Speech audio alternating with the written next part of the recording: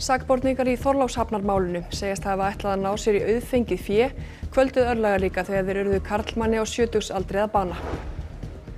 Carbfix, dótturfyrirtæki Orkuveitunar, tapaði 1,2 milljörðum króna í fyrra og skuldar móðurfélaginu nærri 4,5 milljarð.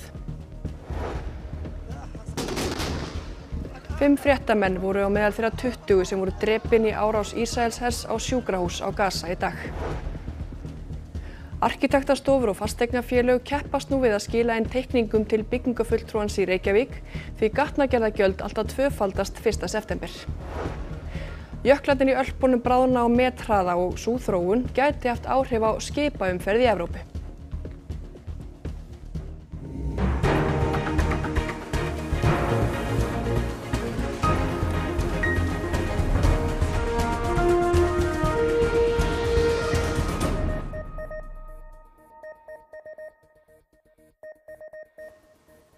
Komið í sæl. Réttarhöld í Þorlákshafnarmálinu hófust í Héraðsdómi Suðurlands í morgun. Málið er umfangsmikið en í því eru Stefán Blackburn, Lúkas Geir Ingvarsson og Matthías Björn Erlingsson sakaðir að hafa orðið karlmanni á sjötugsaldri að bana þegar þeir sviptu hann frelsi í Þorlákshöfn, misþyrmdu honum og skildu hann eftir nær dauða en lífi á leikvelli í Gufunesi. 2 önnur eru ákærð í tengslum við málið. Stefán og Lúkas Geir segjast saklausir af ákæru manndráp en gengust við frelsissviptingu og ráni, auk þess sem Stefán gekkst við tilraun til fjárkúgunar. Velkomin Anna Lilja, þú sast þinghaldið í morgun. Hvernig fór þetta allt saman fram? Já, það var nú nokkuð hefðbundið svona mestu leyti. Nú þetta hósta því allir sakborningarnir 5 gáfu skýrslu. Fyrst var þeir Stefán, Lúkas og Matthías, það er að segja þeir sem ákærðir fyrir manndráp, og síðan voru það karl og kona sem 18 og 20 ára en þau eru ákærð fyrir peningaþvætti og frelsissviptingu. En vitnisburður þessara 3, það er að segja þeirra sem eru ákærðir fyrir manndráp, hann var að mestu leyti samhljóða, það er að segja þeim bara mestu saman það sem gerðist þarna kvöldið 10. mars, en það sem kannski helst bara á milli það var hlutur Matthías, en hann sagðist ekki hafa vitað hvað til stóð. En það er kannski vert að taka það fram, við höldum áfram hérna að þarna í dómsal í dag komið fram lýsingar á einstaklega hrottalegu ofbeldi sem er kannski óþarfi að hafa af hér. Einmitt, og eins og þú segir, þetta er einstaklega hrottalegt mál. Hvernig var svona andrúmsloft í dómsalnum? Sýndu sakborningarnir einhverja iðrun? Já, það gerðu það. Allir 3, þeir sögðust harma það sem gerðist og sögðust ekki hafa farið af stað með það í huga að þarna yrði morð. Heldur hefði þeir ætlað að ná sér í auðfengi fé eða easy money eins og einn sakborningana orðaði það, og það ætluðu þeir að ná sér í með því að bera fórnarlambið sökum barnalíð. En að lokum þá sóttu 3 milljóna króna lán í hans nafni sem þeir millifærðu síðan, en síðan skildu þeir mannin eftir fáklæddanum frostnótt og saksóknari spurði hvort þeir hefðu gert einhverja ráðstafanir til að hann fyndist fyrr, til dæmis fengja 112 eitthvað slíkt, en þeir sögðust ekkert slíkt hafa gert. Einmitt. En svo var sýnt myndband lögreglu, er það ekki, í dag þar sem að svona atburðarásin var rakin? Jú, eftir vitnisburð sakborninga þá sýndi ákæruvaldið 90 mínútna myndband sem var meðal annars samansett úr efni úr svona ýmsum eftirlits- og öryggismyndavélum og Tesla Stefáns Blackburn sem var ekið þetta kvöld. Nú Sigurður G. Gíslason dómari sagði þetta eftir sýningu myndbandsins að Tesla væri ekki málið, maður ætla að standa í einhverju svona, og þar áttum við að Tesla náttúrulega tekur sjálfa sig endalaust upp, þannig að þarna var talsvert að myndefni sem ýtti stoðum undir ákæruvaldið. En í myndbandinu þar voru ferðir þremenningarna raktar, það var sýnt allnákvæmlega hvar þeir voru hverju sinni, hvenær þeir tengdust hinum á þessum GPS-möstrum, og það voru líka sýnt ýmis samskiptir á samfélagsmiðlum. Nú og svo var þarna líka myndefni úr búkmyndavélum lögreglu sem sýndi þegar þeir fundu manninn nær dauða en lífi í Gufunesi. Einmitt. En þetta var fyrsti dagur aðalmeðferðar, hvernig er svo framhaldinu háttað? Já, þetta heldur svo áfram núna fram eftir viku, á morgun og hinn verða vitnaleiðslur. Það verður lögregla, ýmsir sérfræðingar, nú nánustu ættingjar mannsins sem lést. Nú á 5. verður svo gert hlé, en svo á föstudaginn það verður málflutningur. En við hittum 2 af lögmönnunum, 5 eftir að þinghaldi lauk í dag. Þetta er náttúrulega bara svona mannlegur harmleikur sem hefur átt sér stað og það auðvitað bara svolítið erfitt að horfa upp á það að fólk hafi dreifst inn í mjög erfiðar og flóknar aðstæður. Það nú bara það sem situr eftir. Myndið þú segja að það hefur verið staðið vel að þessar rannsókn? Ég get ekki annað séð en að lögreglan hafi vandað vel til verka og þetta myndband sýnir það hversu langt lögreglan komin í því að stilla eða allavega að stilla upp svona sjónræni mynd af atburðum. Það hef ég ekki orðið vitni af áður.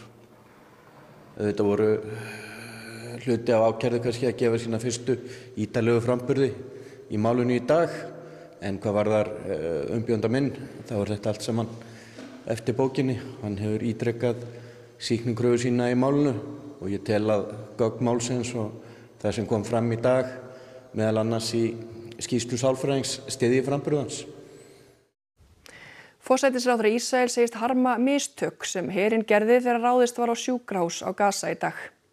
5 fréttamenn voru á meðal þeirra 20 sem voru drepin. Ísraels her gerði árás á Nasser spítalann í borginni Khan Yunis á Gaza í morgun. Hann sá stærsti og suðurhluta Gaza og eini starfandi spítalinn í borginni. Flugskeyti hafnaði á byggingunni og sjúkraflutningamenn komu til aðstoðar. Stuttu síðar komu svo fréttamenn, ljósmyndarar og myndatökumenn til að greina frá því sem hafði gerst. Og meðan þeir voru að störfum gerði Ísraels her aðra árás á sama stað, þar sem líklega vel á 3. tug voru drepin. هذه الجريمة ليست الأولى التي يرتكبها الاحتلال الإسرائيلي داخل مجمع ناصر الطبي. هذا المكان الذي يعتبر له حرمة ومكان يقدم الخدمة الطبية، وليست الجريمة الأولى أيضا التي يرتكبها الاحتلال الإسرائيلي ضد الصحفي الفلسطيني الذي ينقل الصورة وينقل.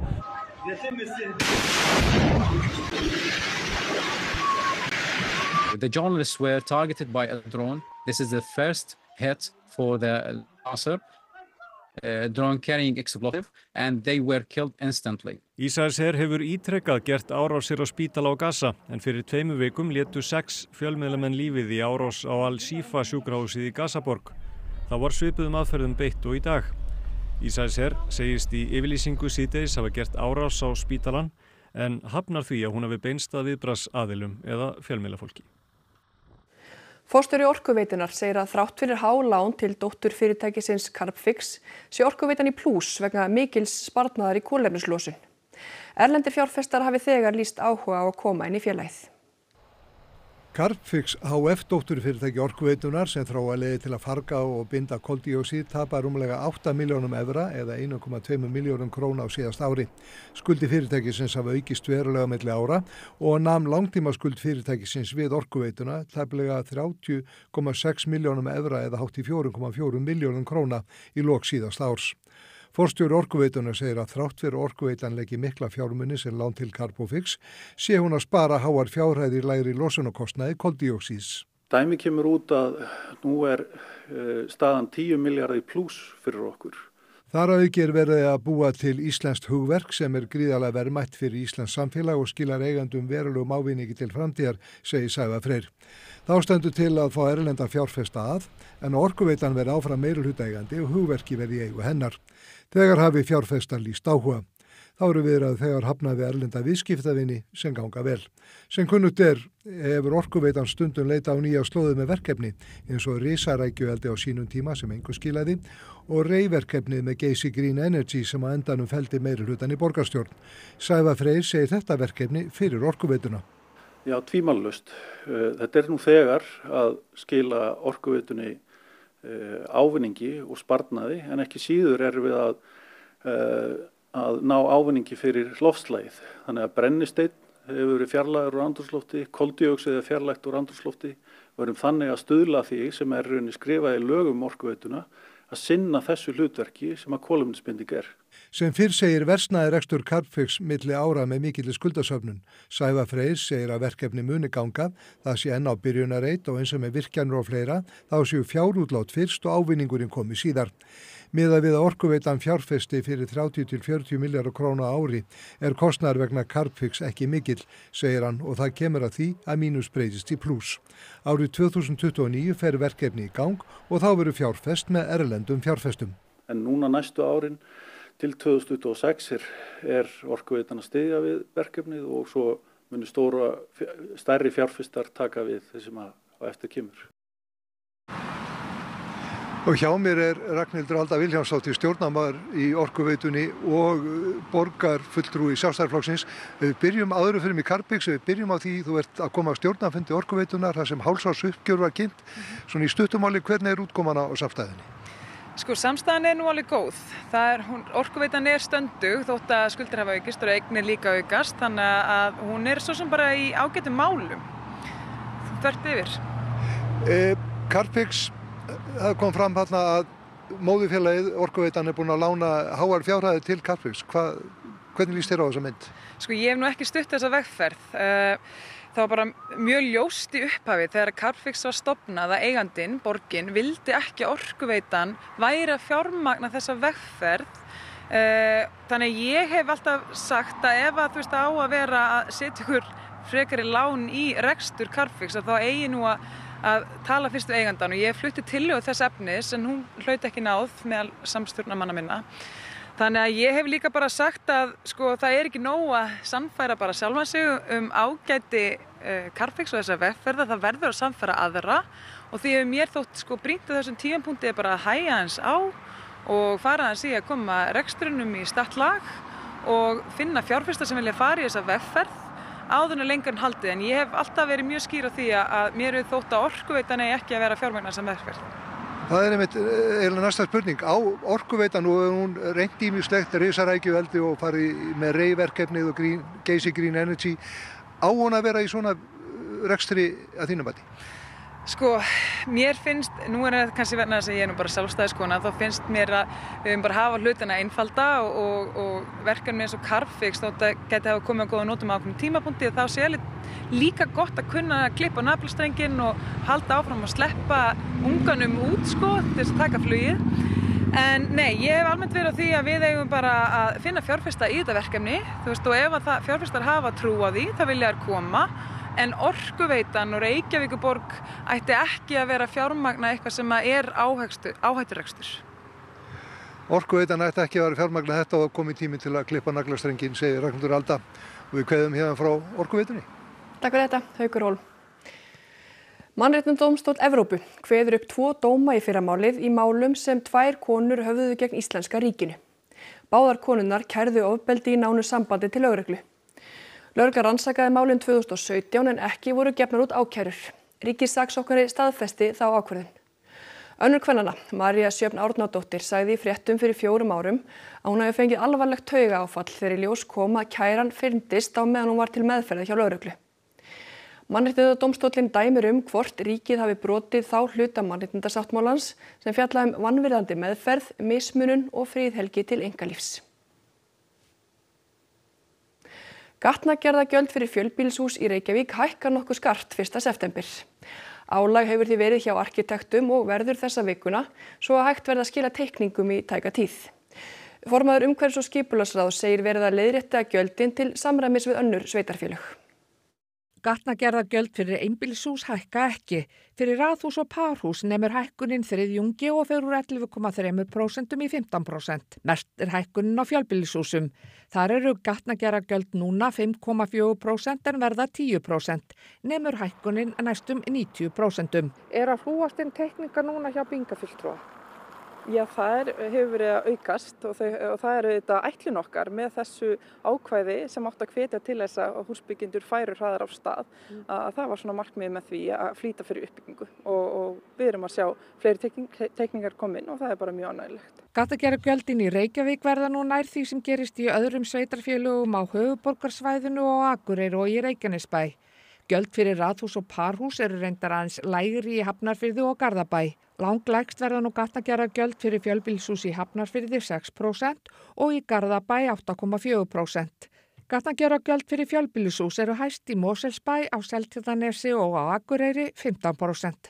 Nú erum við bara að leiðrétta gatnagerðargjöldin til samræmis við önnur sveitarfélög vegna þess að við vorum undir flestöllum sveitarfélögum áður. Dóra Björt segir að áður hafi gatnagerðargjöldin aðeins staðið undir þriðjungi kostnaðar við gatnagerð og að þrátt fyrir hækkunina mánaðamótin munu gjöldin ekki standa fyllilega undir kostnaðinum. Þetta auðvitað sanngirnismál sömuleiðis vegna þess að það lögbundið skylda, þetta eigi að vera til staðar til þess að standa undir gatnagerðinni.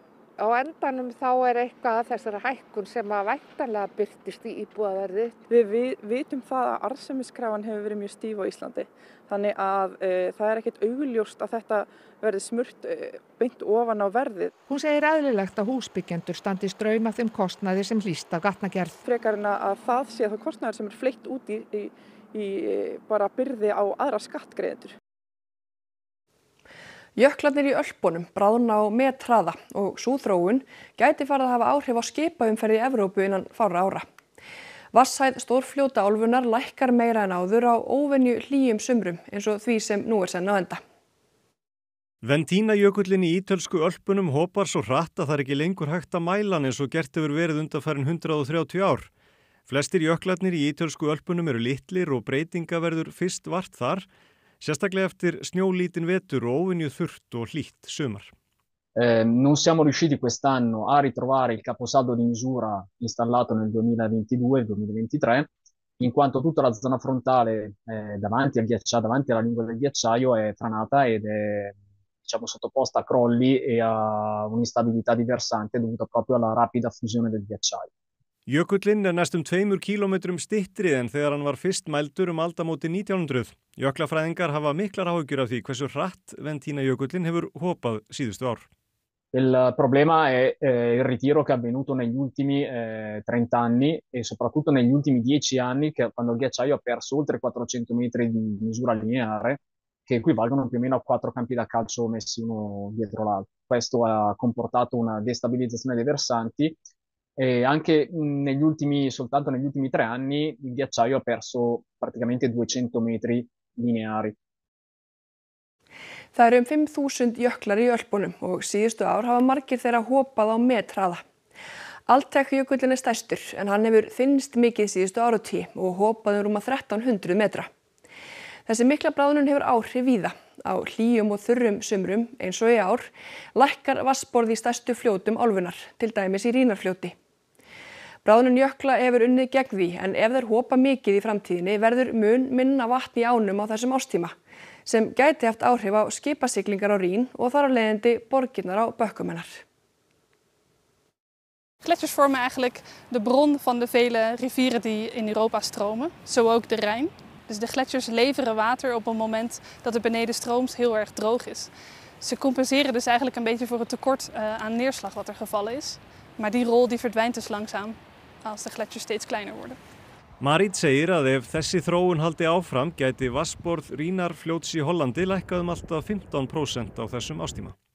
Dat klinkt weinig, maar voor droge periodes is dat wel een getal wat een verschil kan maken. Wat ervoor kan zorgen dat we net onder een drempelwaarde komen te zitten voor de scheepvaart bijvoorbeeld. Skipaflutningar á Rínarfljóti eru töluverðir og þangað geta fulllestuð flutningaskip siglt með vörur stóran hluta ársins. Skipafélögin hafa miklar áhyggjur af því að það verði ekki lengur hægt vegna loftslagsbreytinga. Á hlýjum og þurrum sumrum verður ekki nógu mikið vatn í ánni fyrir þessa mikilvægu flutningaleið. Klimaatverandering zorgt er inderdaad voor dat we in de toekomst meer droge jaren hebben. En tegelijkertijd weten we dat de gletsjers zich terugtrekken. Dus daar ontstaat een probleem. Ja, een dubbel probleem. Een dubbel probleem, ja. Jökulhlaup úr Hafrafellslóni hefur rénað mikið síðan í fyrrinótt. Meðal rennsli í Hvítá í Borgarfirði er orðið það sama og fyrir hlaupið sem hófst á föstudag. Meira vatn var komið í lónið fyrir þetta hlaup en fyrir hlaup sem varð 2020 þegar Hvítá flæddi víða yfir bakka sína. Veðurstofu báðust engar tilkynningar slíkt að þessu sinni. Hafrafellslón myndaðist aldamót þegar Langjökull byrjaði að hopa vegna loftslagsbreytinga. Sérfræðingar hafa varað við því að hætta sé á fleiri hlaupum á næstu árum. Gróðureldar loga enn víða á Spáni en þeir kviknuðu í einni mestu hitabylgju sem orðið hefur þarlendir síðan mælingar hófust. Hún stóð frá því í byrjun mánaðarins og þar til fyrir síðustu helgi. Yfir 400.000 hektarar lands hafa brunnið á Spáni þar sem af ári. Mestu eldarnir núna loga á norðurhluta Spánar og við landamærin að Portúgal. Rúmlega 300 íbúar í þorpinu La Bandia hafa þurft að yfirgefa heimili sín. Hay fuego por todos los lados, llevamos 7 días abandonados, como quien dice, porque no han venido a mirar para nada y vinieron ayer que teníamos que desalojar el pueblo y no lo vamos a desalojar, porque no hay peligro ninguno para los del pueblo. Nadie hace nada, cuando podía estar apagado y sobreapagado, pero que nadie hace nada más que pasear y mirar. Já, Bergsteinn, Kastljósið verður á sínum stað rétt á eftir, hvað ætlið þið að fjalla þar? Já, það verður ekki gróðureldar en það verður verðbólgubálið sem logar ennþá glatt með tilheyrandi vöxtum. Við ætlum að tala við neytendur út í búð sem eru orðnir þreyttir á því að pingjan léttist á þess að innkaupabókin gerir það, eiginlega bara þvert á móti. Við ætlum líka að hitta ungan mann sem þurfti að fara í hindrunarhlaup í boði Seðlabankans til þess að komast inn á íbúðamarkað. Svo kemur Daði Már Kristófersson, fjármálaráðherra, og hann ætlar að fara yfir með, vonandi sýna okkur á spilin hvað ríkisstjórnin ætlar að gera til þess að ná verðbólgunni og stýrivöxtunum niður. Missum ekki því. Takk, Bergsteinn. Og þá að veðri. Leifar fellibylsins Erin stjórnaði veðrinu hjá okkur næstu sólarhringa en lægðin sem myndaðist úr fellibylnum liggur suður af landi fram á miðvikudag. Ekki verður þó óveður að ræða þar sem lægðarmiðjan verður nokkuð langt undan suðurströndinni en stíf austanátt leikur landið með úrkomu og þá fyrst og fremst suðaustan og austanlands. Hitatölur verða áfram prýðilegar og gætu náð 20 stigum, bæði norðan og vestanlands. Við förum nánar yfir veðurhorfu að loknum íþróttafréttum. Ísland hefur leik á Evrópumóti karlalandsliða í körfubolta á fimmtudag. Landsliðsmaðurinn Elvar Már Friðriksson ekki nokkrum vafa að Ísland vinni allavega einn leik á mótinu. Einn af stærstu stjörnumótsins Slóveninn Luka Doncic. Hann meðal andstæðinga Íslands á EM og segir Slóvena stefna á verðlaun. Og sigur enska kylfingsins Tommy Fleetwood í PGA-mótaröðinni í golfi í gærkvöld var sögulegur. Þetta og fleira í íþróttum hér eftir fréttir. Þá skulum við fara yfir það sem var helst í þessum fréttatíma. Sakborningar í Þorlákshafnarmálinu segjast hafa ætlað að ná sér í auðfengið fé kvöldu örlagaríka þegar þeir urðu karlmanni á 70-aldri að bana. Carbfix, dótturfyrirtæki Orkuveitunar, tapaði 1,2 milljörðum króna í fyrra og skuldar móðurfélaginu nærri 4,5 milljarð.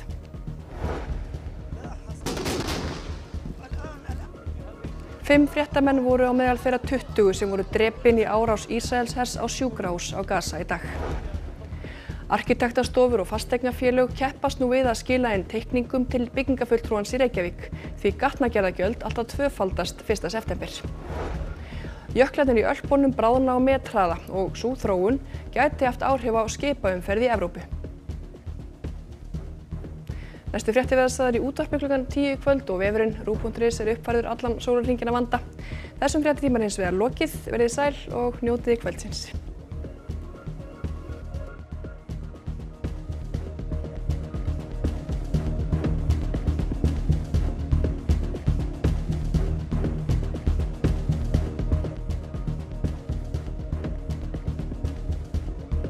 Á RÚV í kvöld. Hringfarinn, einn á hjóli í Afríku. Í 3. þætti fer Kristján Gíslason aftur til Afríku og gerir aðra tilraun.